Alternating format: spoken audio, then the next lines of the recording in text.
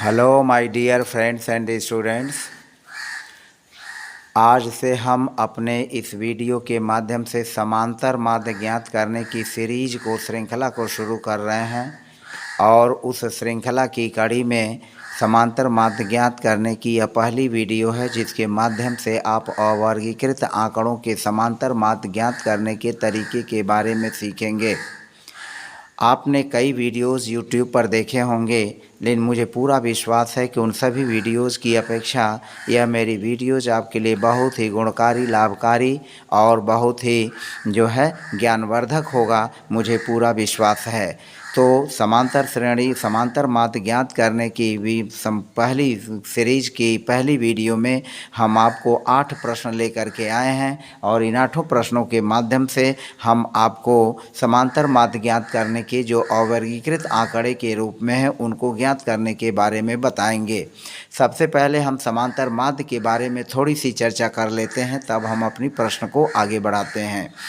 उदाहरण के तौर पर मान लीजिए कि आप 5 भाई हैं और उन पाँचों भाइयों का जो वज़न है, किसी का 10 किलोग्राम है, किसी का 12 किलोग्राम है, किसी का 13 किलोग्राम है, किसी का 14 किलोग्राम है, किसी का 15 किलोग्राम है, किसी का 11 किलोग्राम है। तो हम अब पाँचों भाइयों के वज़न को जोड़ लेंगे और कुल जितना वज़न आएगा, मान लीजिए सब जोड़ने पर 45 किलोग्राम आता है। तो 45 किलोग्राम में जो 5 भाई हैं यानी भाइयों की संख्या से हम भाग दे देंगे तो हमको पता चल जाएगा कि इन पाँचों भाइयों का औसत जो वज़न है वह कितना है। मान लीजिए कुल जोड़ने पर आया 45 और 45 में आप 5 से भाग दे देंगे तो 5 नवा 45 यानी 9 किलोग्राम होगा। तो इसका मतलब है कि हम यह मान करके चलेंगे कि जो 5 भाई हैं उन पाँचों भाइयों का एक जो प्रतिनिधित्व संख्या है, जो प्रतिनिधित्व अंक है वह 9 है, यानी 9 किलोग्राम उन पाँचों भाइयों के वजन का प्रतिनिधित्व करता है। इसलिए हम समांतर माध्य को औसत भी कहते हैं, समांतर माध्य को हम प्रतिनिधित्व संख्या भी कहते हैं यानी प्रतिनिधि संख्या भी कहते हैं। तो समांतर माध्य को कई नामों से जाना जाता है। हम इसको अंकगणितीय माध्य भी कहते हैं। समांतर माध्य को हम देखिए इतने नामों से पुकारते हैं।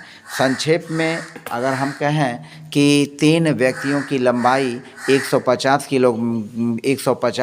सेंटीमीटर, फिर किसी का 152 सेंटीमीटर और किसी का फिर 151 सेंटीमीटर है, तो हम इन तीनों लंबाइयों को जोड़ लेंगे। 150 को जोड़ लेंगे, 151 को जोड़ लेंगे और 152 को जोड़ लेंगे और 100 या हम 155 कर लेते हैं। तो 150 सेंटीमीटर, 151 सेंटीमीटर और 155 सेंटीमीटर को इन सबको जोड़ लेंगे। तो जोड़ने पर जो हमारा लंबाई होगा, कुल लंबाई का योग जो होगा हो जाएगा 456, यानी कुल 56 होगा। और फिर हम इसमें जब 3 से भाग दे देंगे तो 3 से भाग देंगे तो हमारा आएगा 152 सेंटीमीटर। इसका मतलब हुआ कि 152 सेंटीमीटर जो है तीनों व्यक्तियों की लंबाई का प्रतिनिधित्व करता है। तो इस तरह से समांतर माध्य का यही मतलब होता है कि हम आंकड़ों को जोड़ लेते हैं और आंकड़ों को जोड़ करके जितनी आंकड़ों की संख्या है उससे हम भाग दे देते हैं तो हमारा औसत निकल जाता है।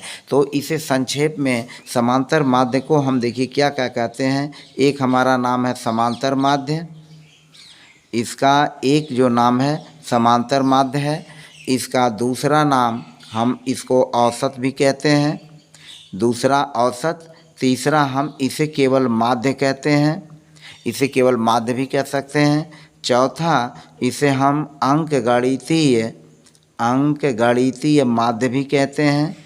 इसका जो एक दूसरा नाम है अंकगणितीय माध्य भी है और एक हम इसको पांचवा जो है प्रतिनिधि संख्या भी कह सकते हैं, प्रतिनिधि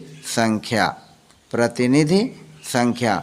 तो इस तरह से आपने देखा कि समांतर माध्य को हम मुख्य तौर से 5 नामों से पुकारते हैं और जिस तरह के प्रश्न होते हैं उन प्रश्नों के हिसाब से हम इनको समांतर माध्य या औसत या गणितीय माध्य या प्रतिनिधि संख्या को हम ज्ञात कर लेते हैं। तो फिलहाल ये जो पहला प्रश्न है, इस पहले प्रश्न में आप देख रहे हैं कि 3 बोरों में क्रमशः 3 बोरों में क्रमशः 40 किलोग्राम, 60 किलोग्राम और 80 किलोग्राम गेहूं है। यदि इन तीनों बोरों में बराबर गेहूं रखा जाए तो प्रत्येक बोरे में हम कितना गेहूं रखेंगे। तो प्रत्येक बोरों में गेहूं ज्ञात करने के लिए, गेहूं की मात्रा ज्ञात करने के लिए हमें इसका औसत या समांतर माध्य ज्ञात करना होगा। तो सबसे पहले हम क्या करेंगे, सबसे पहले बोरों में जो गेहूं रखना है उस गेहूं का कुल वजन हम ज्ञात कर लेंगे। तो आप जैसा कि देख सकते हैं, गेहूं की मात्रा, गेहूं की जो मात्रा होगी इसको हम जोड़ लेंगे। तो गेहूं की मात्रा बराबर हो जाएगा आपका 40 किलोग्राम धन 60 किलोग्राम और धन 80 किलोग्राम। यह कुल जो होगा गेहूं की मात्रा होगी, और गेहूं की मात्रा को हम जब जोड़ते हैं तो यह कुल आता है 180 किलोग्राम। यह गेहूं की मात्रा कुल जो हो गई 180 किलोग्राम हो गई। बोरों की संख्या क्या है, बोरों की संख्या, तो जैसा कि आप देख रहे हैं बोरों की संख्या 3 है। बोरों की संख्या कितनी है, 3 है। तो हमें समांतर माध्य ज्ञात करने के लिए क्या करेंगे, कुल वजन में हम क्या करेंगे, बोरों की संख्या से हम भाग दे करके आसानी से समांतर माध्य ज्ञात कर लेंगे। तो समांतर माध्य बराबर हो जाएगा कुल वजन, यह हो जाएगा कुल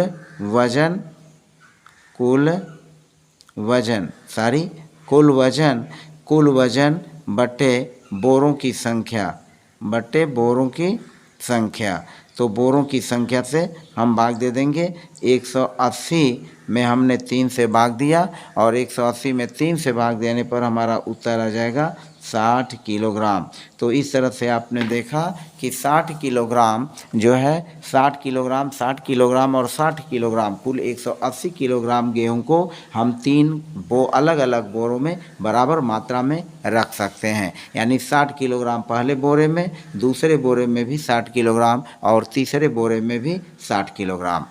अब हम चलते हैं अपने दूसरे सवाल पर। हमारा दूसरा सवाल कुछ इस तरह का है, जैसा कि आप देख रहे हैं।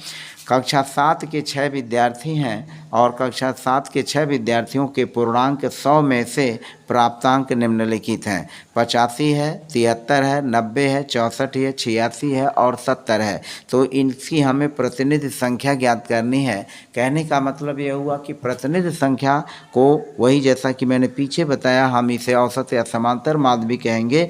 तो हम 85, 73, 90, 64, 86 और 70 इन कुल प्राप्तांकों को जोड़ लेंगे, और जोड़ने के बाद चूंकि कुल 6 विद्यार्थी हैं तो विद्यार्थियों की संख्या से हम भाग दे देंगे। तो अब प्राप्तांकों का योग हम निकालते हैं। प्राप्तांकों का योग,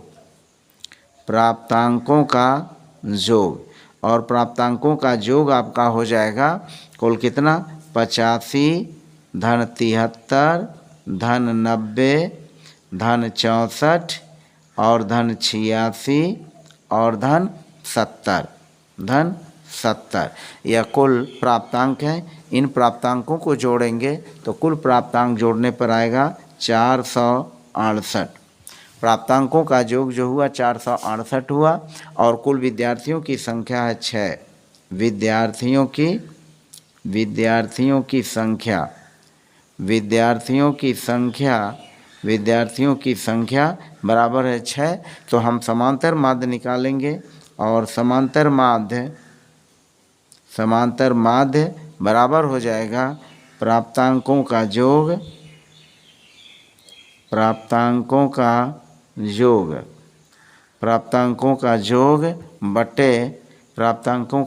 बटे विद्यार्थियों की संख्या, यानी विद्यार्थियों की जो विद्यार्थी हैं विद्यार्थियों की संख्या। अब इसमें हम क्या करेंगे, 468 में जो यह 468 है इसमें 6 से भाग दे देंगे। तो भाग देने पर हमारा आएगा 6 सत्ते 42, 4 और 6 अट्ठे 48। इसका मतलब ये हुआ कि इसका जो समांतर माध्य हुआ वह 78 हुआ, सॉरी 48 नहीं 78।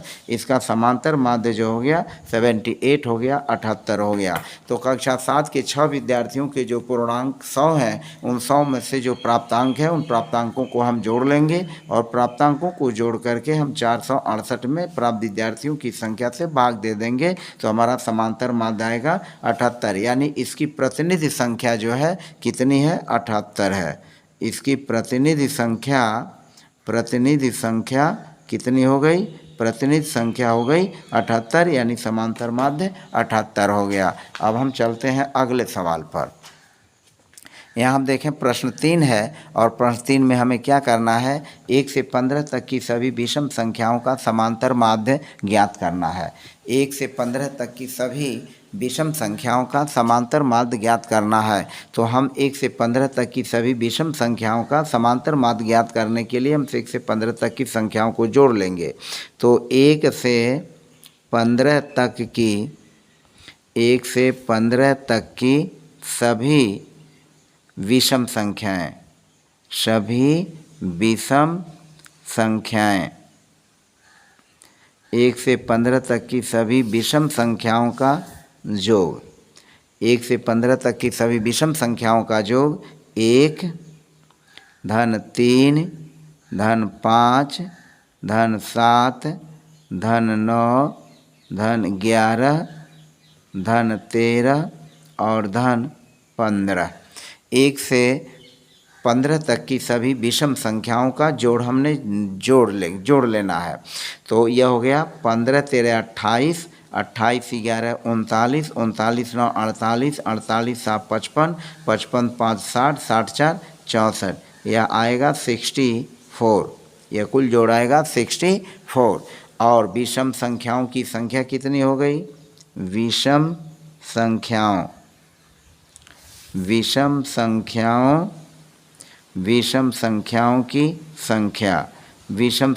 की संख्या हो गई कुल 1 2 3 4 5 6 7 8। विषम संख्याओं की संख्या हो गई 8। अब हम क्या करेंगे, इस जोड़ में इस संख्या से भाग दे देंगे तो हमारा समांतर माध्य आसानी से निकल जाएगा। अब ये हो जाएगा समांतर माध्य, यह हुआ समांतर माध्य बराबर जोगफल, यानी कुल जो जोगफल आया है उस जोगफल में हम विषम संख्याओं की संख्या से भाग दे देंगे। यानी संख्याओं की संख्या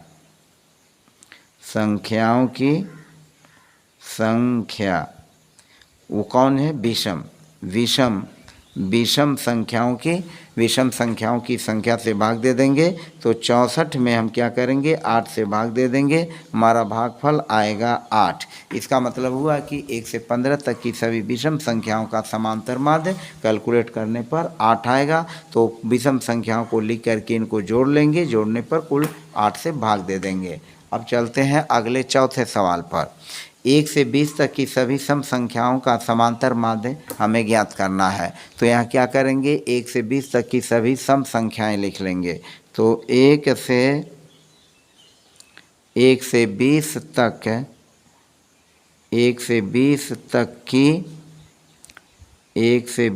की सभी सम संख्याएं, 1 से 20 तक की सभी सम संख्याएं, यह देखिए 1 से 20 तक की सभी सम संख्याएं कौन कौन होंगी, बराबर 2 4 6 8 10 12 14 16 18 और 20 हो गया।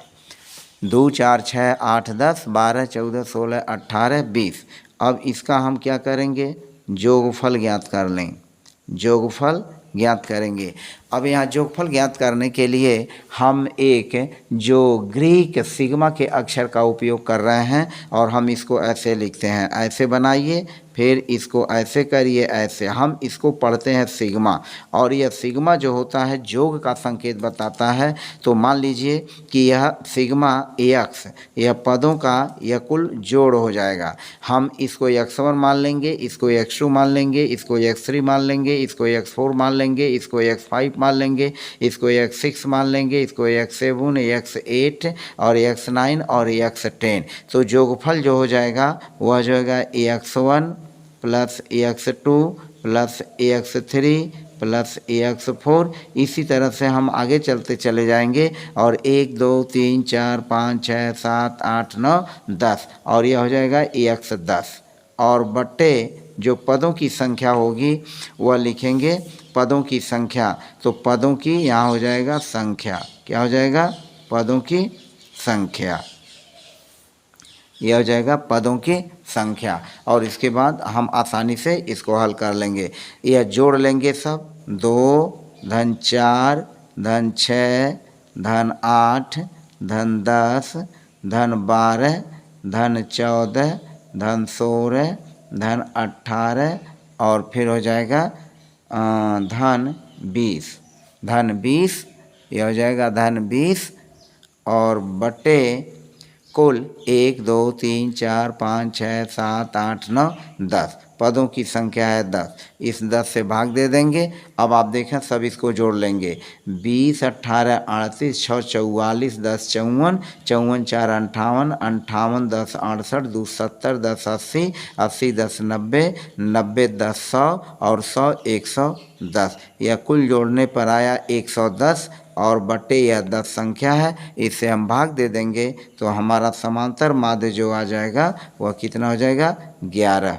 110 में आप 10 से भाग दे देंगे 11 हो जाएगा। तो इस तरह से आपने देखा कि संख्याओं का समांतर माध्य ज्ञात करने के लिए हमने अब यहाँ सूत्र का उपयोग किया है और सिग्मा x बराबर होता है x1 धन x2 धन x3 धन x4। इसी तरह से जितने पद होंगे तो लास्ट में हम लिख सकते हैं x10 क्योंकि इसमें 10 पद है। अगर यहाँ 15 पद होंगे तो x15 लिखेंगे, अगर 20 पद होंगे तो x20 लिखेंगे। इसी तरह से हम लिखते हैं और पदों की संख्या से भाग दे करके हम औसत निकाल लेते हैं। अब हम चलते हैं अगले 5वें सवाल पर। यहाँ देखिए यह प्रश्न जो है 5 है, 6 है, 11 और 22 का हमें समांतर माध्य ज्ञात करना है। तो हम यहाँ मान लेते हैं कि पहला पद x1 5 है, दूसरा पद x2 6 है, तीसरा पद x3 11 है और चौथा पद x4 22 है। चौथा पद 22 है और जो पदों की संख्या है वह पदों की संख्या कितनी है? पदों की संख्या हम इसको n से दर्शाते हैं और पदों की संख्या n 1 2 3 और 4। यह कुल 4 पद है। कितने पद हैं? कुल 4 पद हैं। पहला पद, दूसरा पद, तीसरा पद, चौथा पद। तो पदों की संख्या हो जाएगा 4 और हम इसका योगफल निकालेंगे। तो योगफल को हम लिख सकते हैं योगफल सिग्मा x बराबर x1 धन x2 धन x3 और धन x4।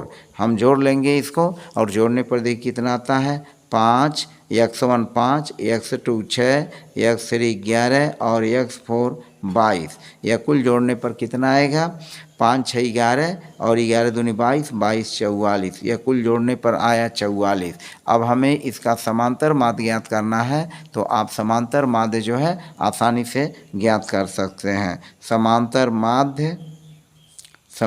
माध्य बराबर, यहाँ हम सूत्र का उपयोग करेंगे। हमारा पदों का योग जो है सिग्मा x है बट्टे पदों की संख्या n है। तो सिग्मा x बट्टे n बराबर हो जाएगा 44 बट्टे पदों की संख्या 4 बराबर हमारा भागफल कितना हो गया? 11। तो इस तरह से इसका जो प्रतिनिधि संख्या है वह 11 है।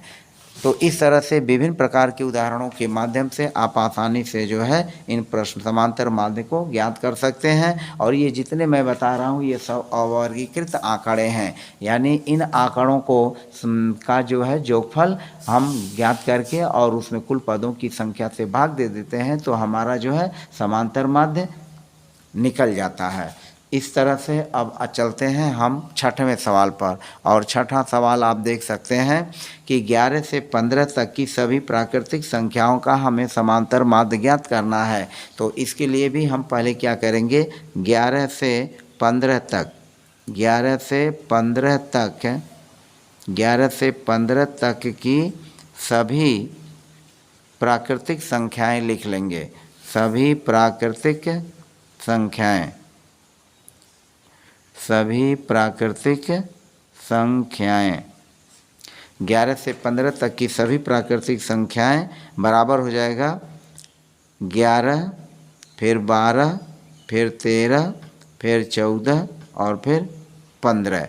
अब हम पहले इन पदों को जोड़ लेंगे। तो जोगफल जोगफल जोगफल सिग्मा एक्स, जोगफल सिग्मा एक्स बराबर 11 धन 12 धन 13 धन 14 और धन 15 जोड़ा तो कितना आया, 5 4 9 3 12 2 14, 14 1 15, 15 को 5 कैरी 1 हासिल 1, 1 1 2 1 3 1 4 1 5 1 6, कुल कितना आया 65।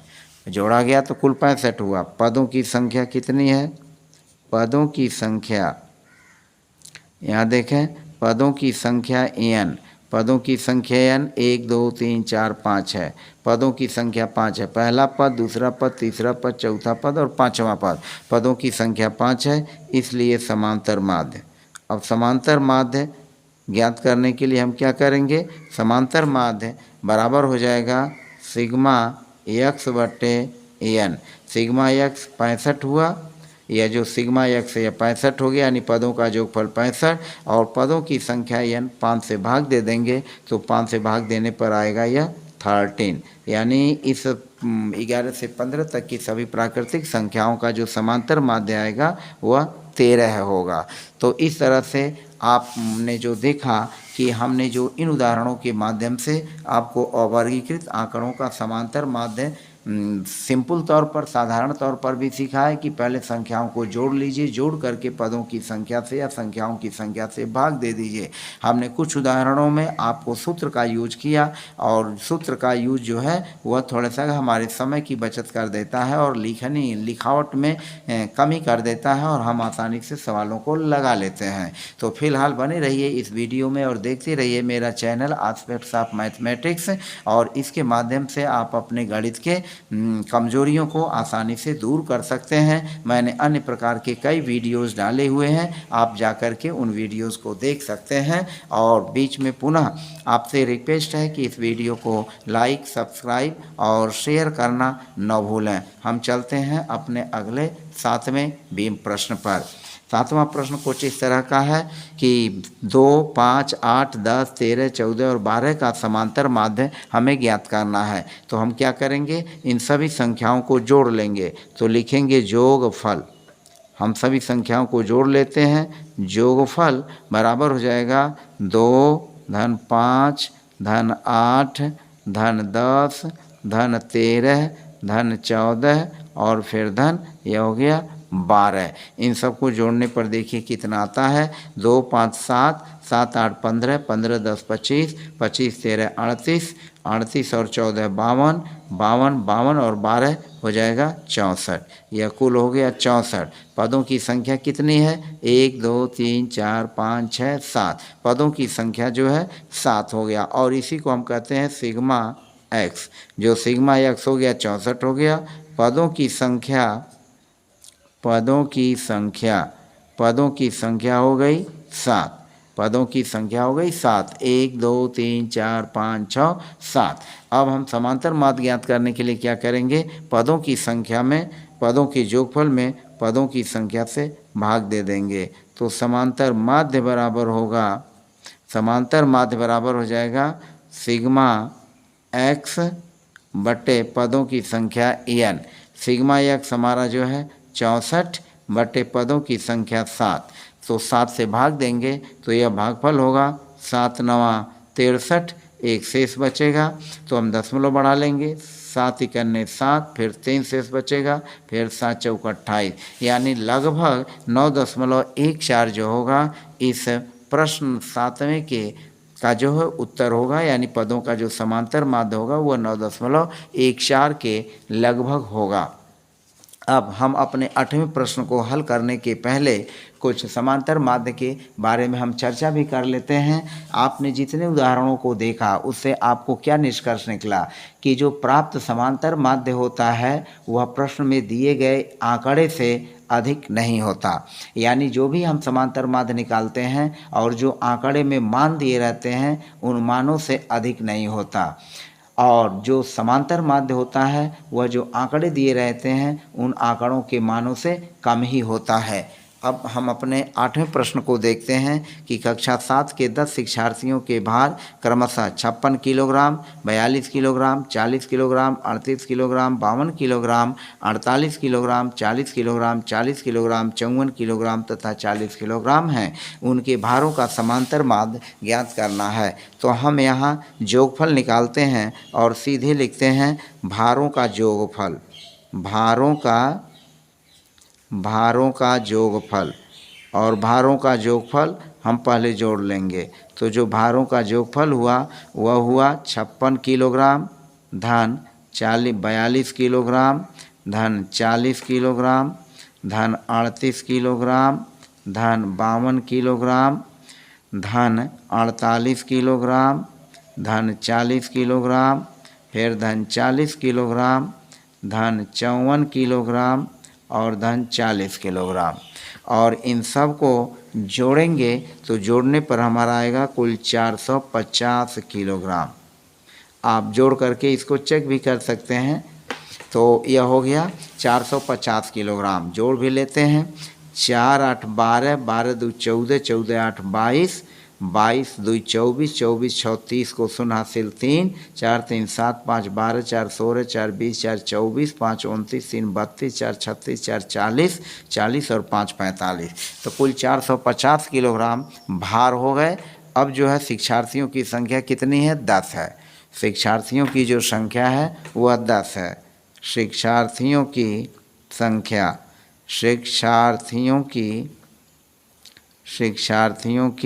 संख्या, शिक्षार्थियों की जो संख्या n है वह n बराबर है 10। कुल शिक्षार्थी हैं 10। तो हम समांतर माध्य आसानी से ज्ञात कर सकते हैं। समांतर माध्य बराबर 450 जो सिग्मा x है इसको हम कहेंगे सिग्मा x। यह पदों का योग सिग्मा x बटे पदों की संख्या n 10 से भाग दे देंगे तो कुल आएगा 45 किलोग्राम। यानी इस प्रश्न के हिसाब से, प्रश्न के अनुसार कक्षा 7 के 10 विद्यार्थियों का जो औसत माध्य आया वह 45 किलोग्राम हुआ। तो इस तरह से आपने आंकड़ों में देखा कि जो हमने समांतर माध्य ज्ञात किया है वह समांतर माध्य ज्ञात करने में जो औसत आया वह औसत दो चीज़ों के बीच रन कर रहा है। जैसा कि अभी मैंने चर्चा किया था कि समांतर माध्य जो आंकड़े दिए रहते हैं उन आंकड़ों से कम होता है, या समांतर माध्य जो हम ज्ञात करते हैं तो जो आंकड़े होते हैं क्या उन आंकड़ों से अधिक होता है। जो आंकड़े में मान दिए रहते हैं उन मानों से क्या समांतर माध्य अधिक भी आता है। तो आप बारीकी से जब देखेंगे इन 1 से 8 तक के प्रश्नों को हल करने पर, तो यह आप देख रहे हैं कि जैसे 7वें प्रश्न में ही देखिए, इस आंकड़े में जो सबसे अधिक वजन है वह है 56 किलोग्राम और जो आंकड़े में सबसे कम वजन है वह है 40 किलोग्राम। तो जो हमारा आंसर समांतर माध्य का आया है वह 40 किलोग्राम से अधिक आया है और 56 किलोग्राम से कम आया है। इसका मतलब यह हुआ कि हम जो समांतर माध्य का कैलकुलेशन करते हैं वह दिए गए निम्न, उस आंकड़े में जो दिए गए मान होते हैं उसमें जो न्यूनतम मान होता है, जो सबसे कम मान होता है उससे अधिक आता है और जो अधिकतम मान होता है उससे कम आता है। यानी आंकड़े का जो समांतर माध्य होता है न्यूनतम मान से अधिक और अधिकतम मान से कम होता है। तो इस तरह से समांतर माध्य से संबंधित आपने 8 प्रश्नों को उदाहरणों के माध्यम से सीखा। फिलहाल आज की वीडियो में बस इतना ही, और वीडियो कुछ लंबा ही रहा और इसको आपने धैर्यपूर्वक देखा, इसके लिए आप बधाई के पात्र हैं। और चलते चलते पुनः हम अपने वीडियो के माध्यम से आपको ढेर सारी शुभकामनाएं देते हुए बस वीडियो को यहीं समाप्त करते हैं। जय हिंद।